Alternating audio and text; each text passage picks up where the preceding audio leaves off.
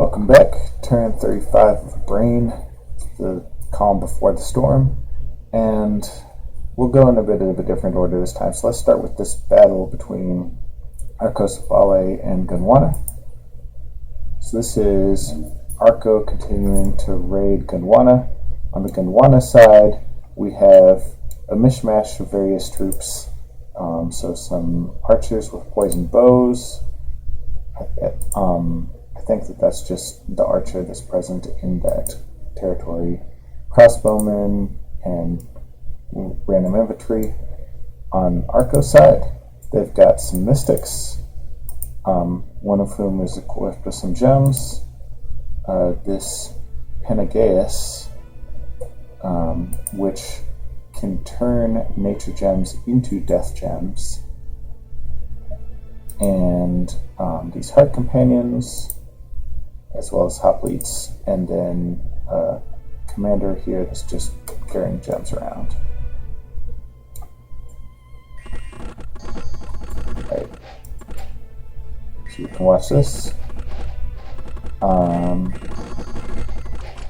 Body ethereal. I think one of these guys is in. Yeah, so these guys have a mini communion. The guy who's leading that communion is. Okay, so they actually cast some buffs on themselves before going into communion. They all did that.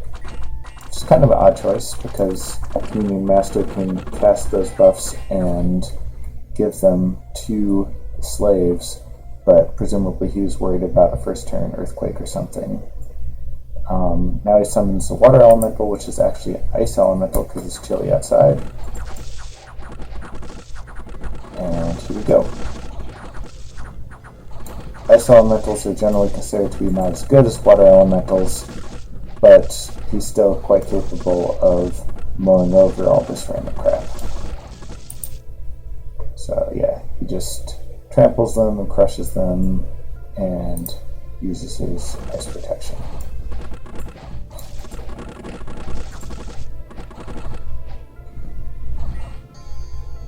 So this was interesting because that was all province defense. Gondwana, well, minus these 8 crossbowmen. Gondwana dumped however much PD is required to bring the province defense number up to 103, which I don't know how much that even is, but it's a lot. So that happened. That was a big waste of money by Gondwana. Summoned another war, made it rain, found a magic site, so this is the Canyon of Wild Winds, which I'm very happy to see. 2 air gems is nothing to sneeze at. 3 pearls from that thing, 3 air gems from that thing, and a treasure. So this treasure includes all these goodies.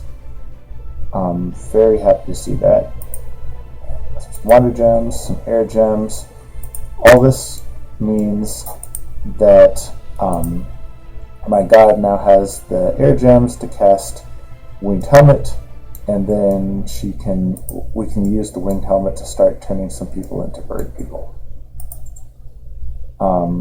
Intentionally drowned this admiral, finished a citadel and a fortress. This fortress being right at the border, I don't think it's prudent for me to try to upgrade it right now. Not quite sure what happened to that priest.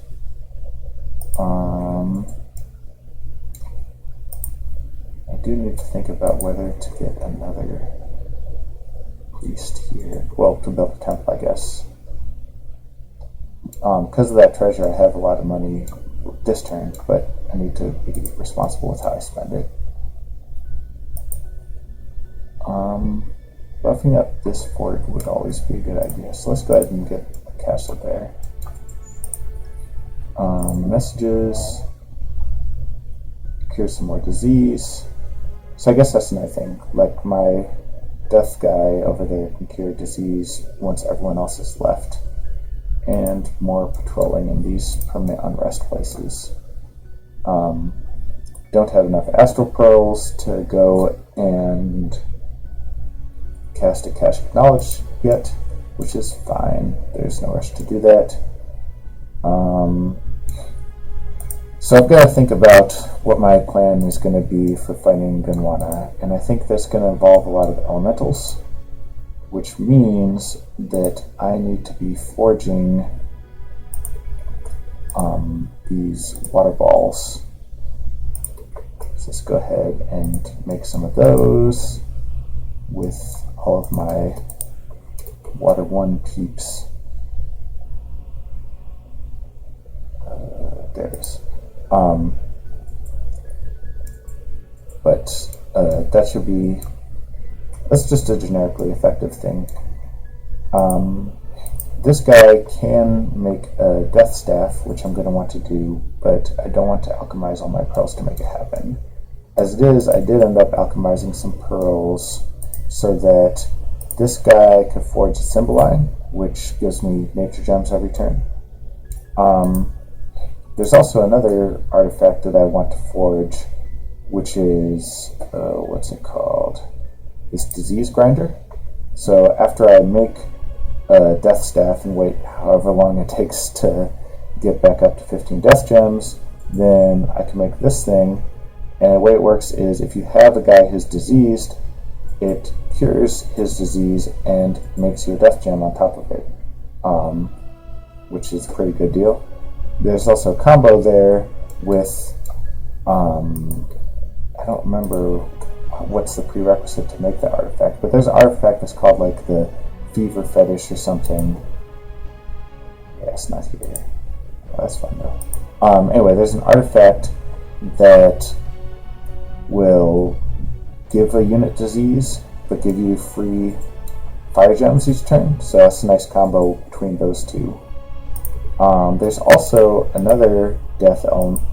As you can see, I'm big on the free death gem stuff. There's this Crown of Despair, which gives you a death gem per month, so it pays for itself after a few turns. It gives you this reanimation bonus, but it's cursed, which means that you want to put it on somebody who can make use of that reanimation ideally. And so the goal there would be to use Conjuration to get, what's that thing called? A Mound Fiend. So I need 1 level of more of Conjuration, which I'm going to need anyways. Get a Mound Fiend. That Mound Fiend can do death stuff when he's got death stuff to do, and when he doesn't, he can just be reanimating skeletons. Let me make sure I don't already have the death thing. I don't. So that's part of the plan there. One of these Lars I'm going to want to turn into a giant. However, I can't turn them into a giant until I get to Nature 4, and I don't really have a good way of getting to Nature 4. So it goes. ACDC still has stuff to do. Let me make sure I'm not leaving a item on the bench. I want to save my fire. Okay. Satissa's Dominion has taken over this spot, which means my dudes are starting to get diseased, which I wish that I noticed that earlier. But it is what it is. Let's go ahead and make some Plague Doctors so we can cure that disease, and some Bravos so that we can prepare some siege.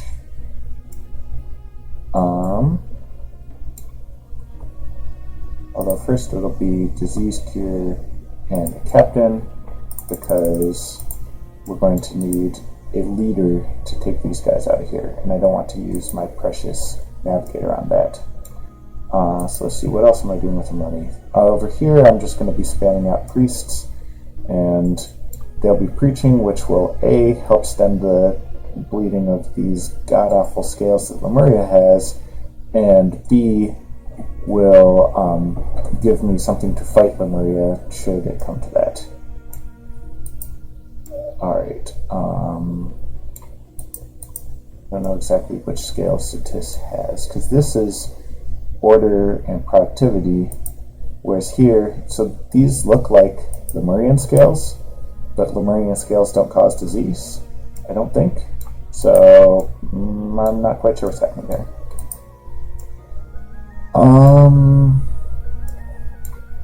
Over here, still recruiting navigators to try to get an air double.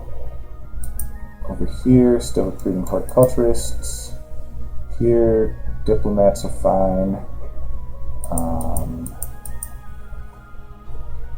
And I don't feel the need to spam out anything additional there. He is just recruiting this one captain as a troop commander because I want to get out a bunch of bravos. Similarly here, we're getting one assassin and one captain. Captain, how do I... Oh, right, the assassin does require 2 recruitment points.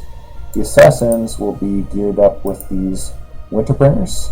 So this is this guy here that lets him cast Falling Frost. This has a nice side effect that I can send a Falling Frost spammer into battle and they'll be useful. I'm not sure I even had the application researched. Let's see.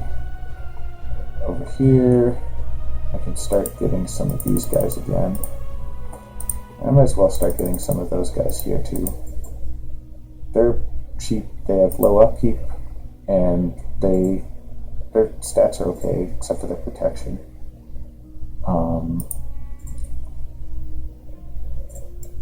And they'll take my plus, should I choose to get it.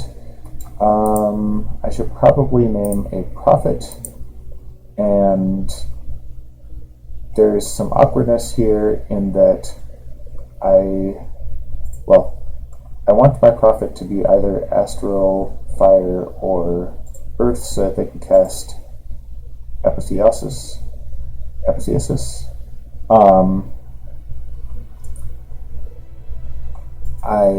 There's also an enchantment spell that's nature only, Cleanse Well of Pestilence. So that's something for me to consider. But I haven't found anything that looks like a Well of Pestilence unless there is one here. And I don't think that there's one here because I think that then there'd be more death scales. So I think that one of these guys will be my prophet. What did I do with... Okay, yeah. Do I care which one?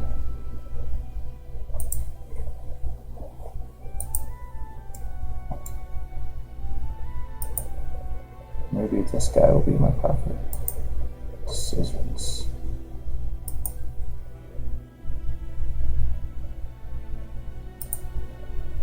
I don't think that an alchemist would be the right choice of prophet. Could make just one of these random bums be my prophet. Sure.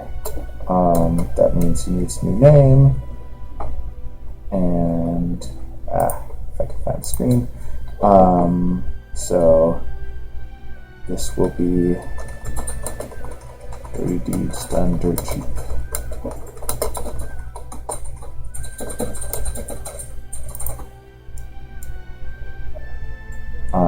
He may not live that long, and that is okay. I just need him for his bliss ability. The plan will be I'll death ball onto this province and then split up and raid out from there. Next turn, I should also start getting some of the birds ready, so that'll be cool. Alright, what are you recruiting? Sages, that's correct. Okay, you're building the castle like I just told you to. Can I upgrade you to a Grand Citadel? Nope, I already have one there. Over here would be a logical choice for a Grand Citadel, but, well, you could make a Grand Citadel. I already have one.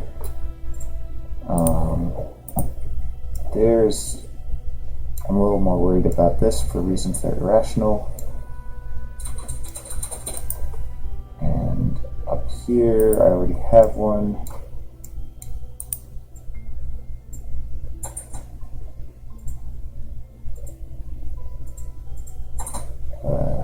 just so inefficient there.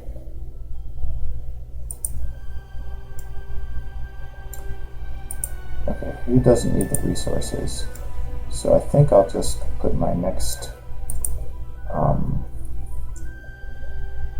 palisade in one of these two spots. This one has more income and resources, so you win. So we'll get you there. I haven't recruited scouts in a while, so let's go ahead and get that going again. Who has scout making? There's that province I was just on, which might be the right choice. There we go. This world is wide and not tall, so I can just make provinces from here and get them pretty much anywhere they need to go. Pangea is still besieging that. What else is happening? Way more ghosts. Some stuff happening over here that I'm interested in observing. Same with this.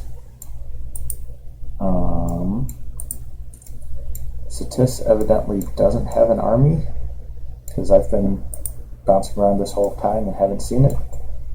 So, well, sucks for Satis. Do you have a Grand Citadel? It's a regular Citadel. Alright. I'm a little short on money. How much do these things cost me? Alright, they can stay at home. I don't really care about those sacreds. Alright, that uses up my money nice and efficiently, and Grand Citadel will invest in some more, what's it called? Some more administration. I could build this underwater thing.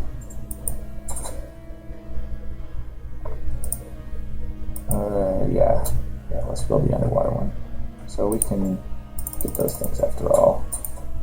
And then you can upgrade to a castle, and that leaves me more money for this construction next turn.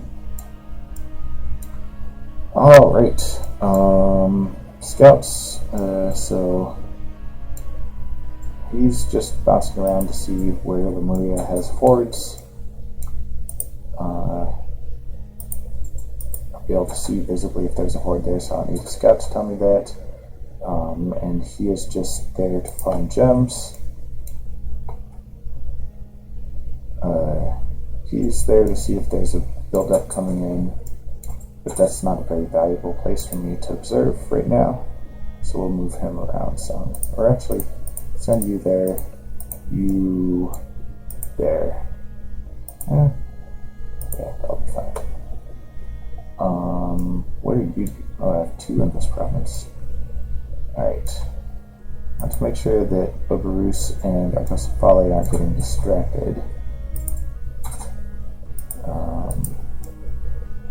But let's also see if Bogarus is committing northward. Alright. Mercenaries. Who are these guys? Those sound fun. They all sound fun, except for Mana Fortuna I don't really care about. Although, I'll put in a bid on her anyways. Because if I get her... Not that much, yeah, let's just do +4. If I get her, then she can forge some stuff with my blood slaves that are otherwise only good for trading. How much money do I have left over? 79. Okay, final answer. I will leave the sacreds at home and use them to put in a bid on one of these guys. And rather than look up, well, I will look up which of these is which, and you will just have to see next turn what happened there. Alright, so that's the plan for this turn, 35. Next turn is when my map with Gondwana expires, and so then I will charge and attack, and it will be glorious. See you then.